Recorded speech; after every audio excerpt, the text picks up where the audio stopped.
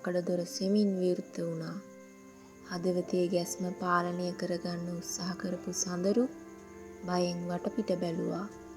ඔහුට දැනුනේ තමන්ව කවුරු හරි නිරීක්ෂණය කරනවා වගේ. තමන්ගේ අතේ තිබුණු කැමරාව තදින් අල්ලාගත්ත සඳරු මෙහෙම කිව්වා. සමීර, මට මේක එච්චර හරියන්නේ නැහැ බං. මේ මන්දිරයේ ඇතුලේ මොකක් හරි අමුත්තක් තියෙනවා. අපි ආපහු යමුද? සඳරුගේ බය දැකලා සමීර අවඥාවෙන් වගේ hina වුණා.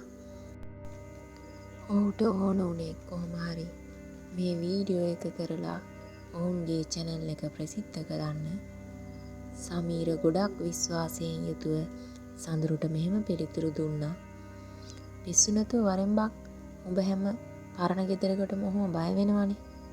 මම ඉන්නවනේ වරෙන් යන්න. ඔවුන් දෙන්න අසාලේ මැදට ගියා. බිත්තිවල තිබුණු මකුළු දැල් අතරින් පරණ පින්තූර ඔවුන් දෙස රවා බලනවා වගේ. එකපාරටම සාලයේ කෙළවර තිබුණු ලොකු සේයාරුවක් ළඟ සඳරු නතර වුණා. ඒ පින්තූරේ හිටපු මිනිහයාගේ ඇස් දෙක දිහා බලලා සඳරු වේවුලන හඬින් මෙහෙම කිව්වා. සමීර, අර බලපන්. ඒ පින්තූරේ ඉන්න කෙනාගේ ඇස් අපි යන පැත්තට කැරකෙනව නේද? සමීර ඒ පින්තූරේ දිහා හොඳින් බැලුවා. ඔහුටත් මොහොතකට තැතිගැන්මක් දැනුණත් ඒක පිටතට පෙන්නුවේ නැහැ. සමීර කැමරාව ඒ දෙසට හරවමින් සඳරුට මෙහෙම කිව්වා. ඒක නිකන් ඇස රැවටීමක් විතරයි සඳරු. බය නොවී මේ පැත්තට ලයිට් එක අල්ලපන්. නිශ්ශබ්දතාවය බිඳගෙන උඩ තට්ටුවෙන් කාගේදෝ පියවර සද්දයක් ඇහෙන්න ගත්තා. හරියට කවුරු හරි සාලේ උඩ එහා මෙහා ඇවිදිනවා වගේ. ඒ සද්දෙට දෙන්නම ගල් ගැහුණා. බයෙන් ගැහිමින් හිටපු සඳරු සමීරගේ අතින් අල්ලගෙන මෙහෙම ඇහුවා. උඹට ඒක ඇහුණා නේද? උඩ කවුරු හරි ඉන්නවා සමීර. මට හුස්ම ගන්නත් අමාරුයි වගේ. සමීරත් ටිකක් බය වුණා. ඒත් ඔහුට ඕන උනේ ඇත්ත මොකද්ද කියලා දැනගන්න. ඔහු උඩ තට්ටුව දෙස බලලා ශබ්ද නගා මෙහෙම ඇහුවා. කවුද එතන? කවුරු හරි ඉන්නවා නම් එළියට එන්න. ඔවුන් පිය ගැට පෙර නැගලා උඩට යද්දී එක කාමරයක දොරක් අඩවන් කරලා තිබුණා. ඒ ඇතුලේ පැරණි ලන්තෑරුමක් දැල් වෙනවා. ඒ කාමරය ඇතුලේ හිටපු අද්භූත මහලු මිනිහෙක් ඔවුන් දෙසට හැරුණා. ඒ මිනිහයාගේ කටහඬ හරිම බය හිතෙන සුළුයි. ඔහු මේ දෙන්නා දෙස බලලා ඉතාමත් ගොරෝසු හඬින් මෙහෙම ඇහුවා. අවුරුදු 30කට පස්සේ අද තමයි මේ දොර ඇරුණේ. උඹලා ආවේ මාව හොයාගෙනද? ඒ කටහඬ ඇහුනම සඳරුගේ ඇඟ සීතල වුණා. ඔහුට වචන පැටළුණා. ඔහු ගොත ගසමින් මහලු මිනිසගෙන් මෙහෙම ඇහුවා. ඔබ කවුද? මේ මන්දිරයේ තනියමද ඉන්නේ? අර මහලු මිනිහා hina වුණේ නැහැ.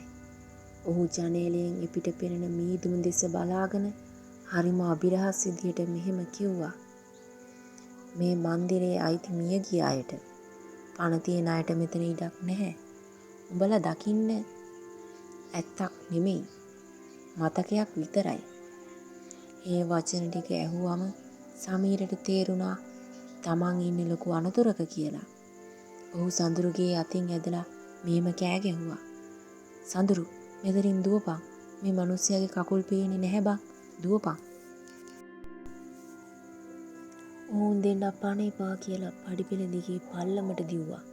පිටපසින් අර මහලු මිනිසාගේ hina හඬ මුළු මන්දිරය පුරාම දෝංකාර දුන්නා. මන්දිරයෙන් එළියට පැනගත සඳරු සහ සමීර පාරායිනේ නතර වෙලා හති ඇරියා. සඳරු පපුව අල්ලගෙන වෙවුලන හඬින් මෙහෙම කිව්වා. සමීර, උඹ දැක්ක නේද? ඒ මිනිහයා අතුරුදහන් වුණා නේද? සමීර ඒ වෙලාවේ තමන්ගේ අතේ තිබුණු පරණ පත්තර කැබැල්ලක් දිග හැරියා. ඒක සාලයේ තිබිලා ඔහු අහුලාගත් එකක්. ඒකේ තිබුණු පින්තූරය පෙන්වමින් සමීර මෙහෙම කිව්වා. මේ බලපන් සඳරු, මේ පත්තරේ තියෙන්නේ අවුරුදු 30කට කලින් මේ මන්දිරයේ ඇතුලේ අභිරහස් විදියට මිය ගිය කෙනාගේ පින්තූරේ. ඒ රූපය අර මාළු මිනිහටත් සමානයි. ඔවුන් දෙදෙනා ආපසු හැරී බලද්දී මීදුම අතරින් මන්දිරය නොපෙනී ගිහින් හරියට එහෙම තැනක් කවදාවත් තිබුණේ නැහැ වගේ. සඳුරු අවසාන වතාවට මීදුම දෙස බලලා හීන් හඬින් මෙහෙම කිව්වා. අපි ආයේ කවදාවත් මේ පැත්තට එන්නේ නැහැ සමීර. සමහර දේවල් අභිරහසක් විදියටම තියෙන්න දෙන එක හොඳයි. අදටත් නිල්ගල ගමේ මිනිස්සු කියන්නේ මීදුම තදින් වැටෙන දවස්වලට මේ මන්දිරය ඇතුලෙන් ලන්තෑරුම් එළියක් පේනවා කියලා. ඒත් ඒක දකින්න ලැබෙන්නේ මරණය අතේ තියාගෙන ඒ දෙස බලන අයට විතරයි.